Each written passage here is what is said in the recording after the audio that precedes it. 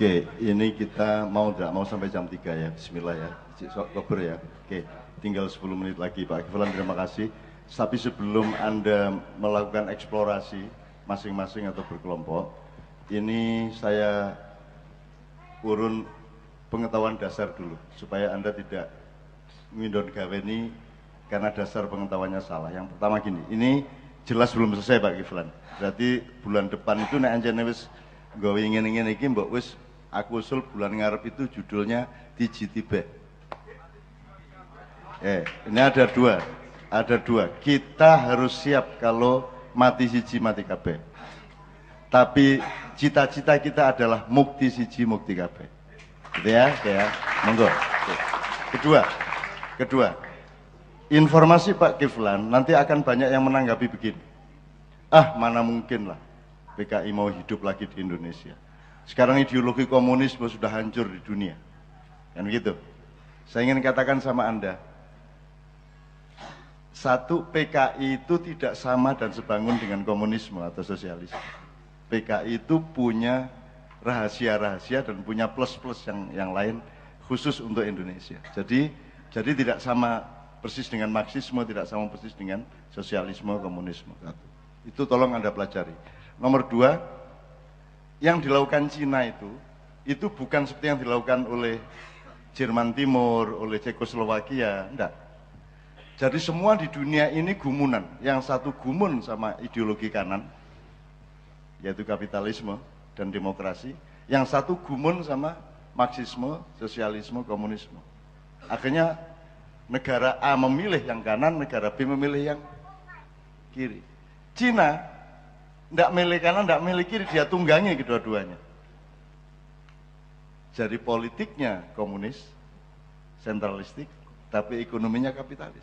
Itu kungfu, itu tai chi, dan silat harus menemukan dirinya kembali, dan Anda tidak kalah sama kungfu.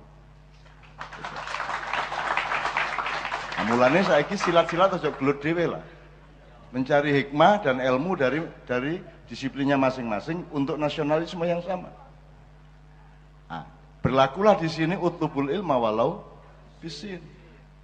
Kamu harus belajar ilmu strategi sampai apapun seperti yang diomongkan Sabrang, sampai pun ke Cina. Jelas sekarang bahwa yang berkuasa sekarang adalah Cina di dunia, dan kamu harus belajar dari mereka supaya kamu tidak menjadi budak mereka. Gitu ya. Kan orang berpikirnya, lu kok Sino nang Cino? Lu iya mergo dia yang paling siap untuk bikin kamu jadi budak. Nah, kamu belajar kepada mereka sampai sing cilik-cilik kok iso ya nek iko gawe warung awet sing kok gak, dari yang kecil-kecil sampai yang strategi global. Cina sangat luar biasa. Dan Anda harus belajar dari itu. Seharusnya pemerintah kita mempelajari itu sehingga bikin policy dan kebangunan negara ini nunggangi atau mengatasi strateginya Cina. Yang kita lakukan pemerintah kita justru adalah memanggakan Cina untuk memperbudak kita, kan begitu. Monggo sampean perbudak kula pun suwe kula niki latang-latang dhewe. Itu ya, Mas. Jelas ya? Tadi Kubilaikan kalah oleh Raden Wijaya. Sekarang Kubilaikan dipersilahkan masuk. Betul enggak? Bukan kita enggak kalah. Malah mempersilahkan masuk. Coba piye? Ini kan bukan urusan kehormatan lagi ini. Ini urusan kehinaan yang tidak disadari sebagai kehinaan, kan begitu? Ya, oke. Kalau Anda kalau Dajjal sudah berlaku di dunia, yaitu tata nilai, cara berpikir, mata satu,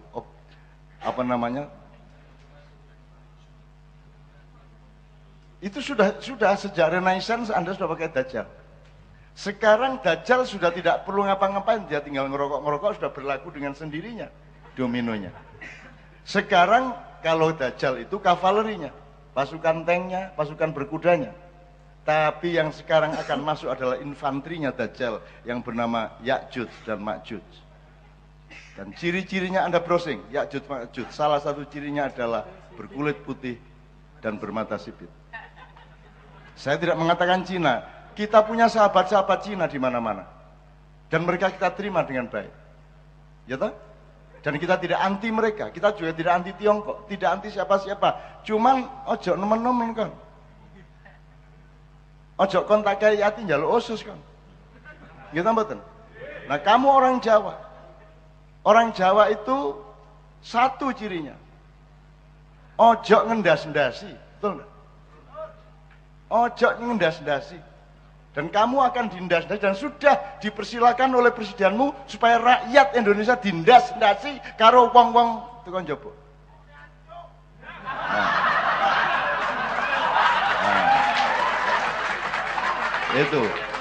Itulah bisuan yang pahalanya sangat tinggi.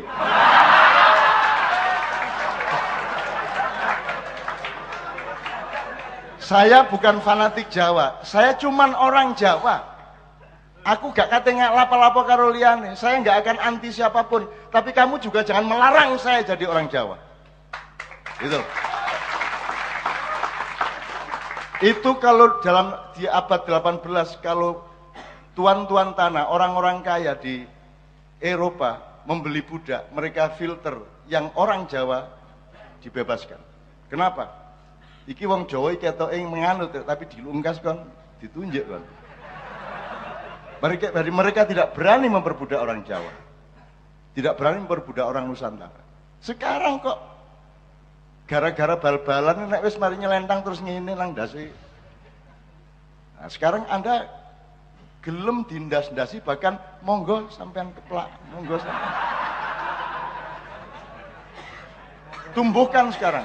Sebagaimana Aceh menemukan dirinya, Minang menemukan dirinya, Bugis menemukan dirinya, Madura tidak perlu menemukan dirinya karena dia sudah selalu dirinya.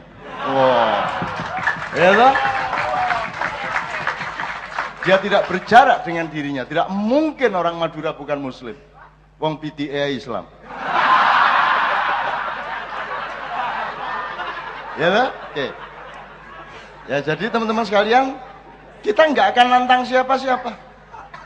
Cuman kita punya harga diri, kita punya muruah, kita punya martabat. Kita tidak akan menginjak-injak siapapun, tapi kita juga tidak akan mungkin mau diinjak-injak oleh siapapun. Kalau ada pemimpin yang mempersilahkan orang lain menginjak-injak kepalamu, dia akan mati ditawar oleh rakyatnya sendiri.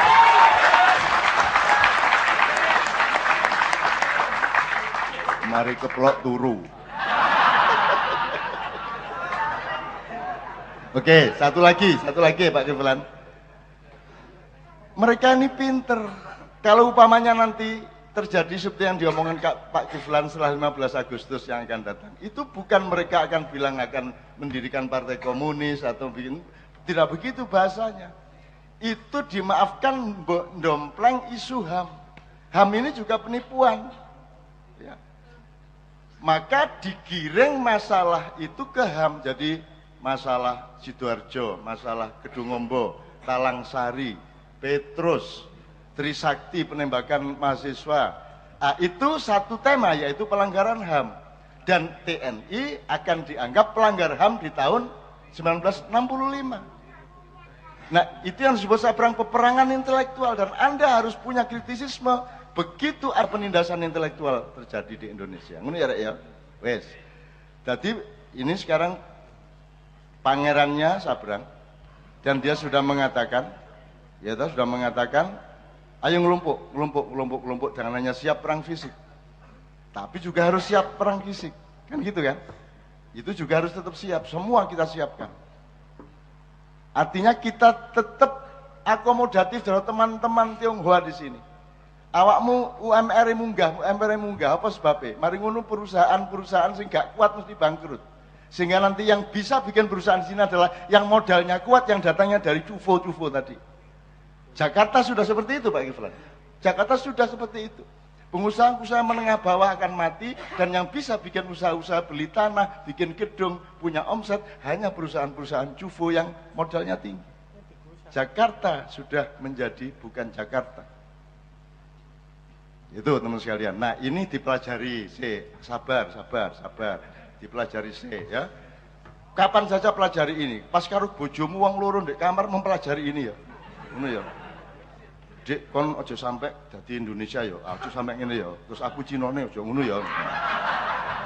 Oke, bismillah. Teman-teman sekalian, saya tidak mengharuskan Anda setuju dengan judul yang akan datang, tapi nek anjane wis sedumuk batuk senyari bumi, ya, wis mesisan, ya, tiji tibe. Mudah-mudahan bukan mati siji mati kabeh, tapi mukti siji mukti kabeh. Ya. Karena orang Indonesia tidak pernah menjajah, Pak. Indonesia tidak pernah ada sejarah kita menjajah orang. Kita memangku orang. Semua kita pangku, maka raja-raja Jawa namanya mengku. Makanya yang mangku bumi harus laki-laki. Karena bumi itu perempuan. Istrinya Nabi kita tambahin Siti Aminah. Siti itu artinya lemah. Tanah air kita sebut ibu pertiwi. Tanah air adalah perempuan. Bumi adalah perempuan. Maka kalau ada yang mangku bumi, tidak boleh perempuan supaya tidak lesbi. Jelas ya? Oke. Dah, tidak saya perpanjang, kita dakwakan itu dari urusan Keraton Jogja. Itu kita tunggu sekitar 2 minggu setelah hari raya baru kita proses. Ya. Oke, saiki njaluk kibote kita tutup bersama-sama. Muga-muga masih sahurmu mek didik karo Gusti Allah digawe wareg sampai sore. Tapi nek kon wareg sampai sore berarti gak poso.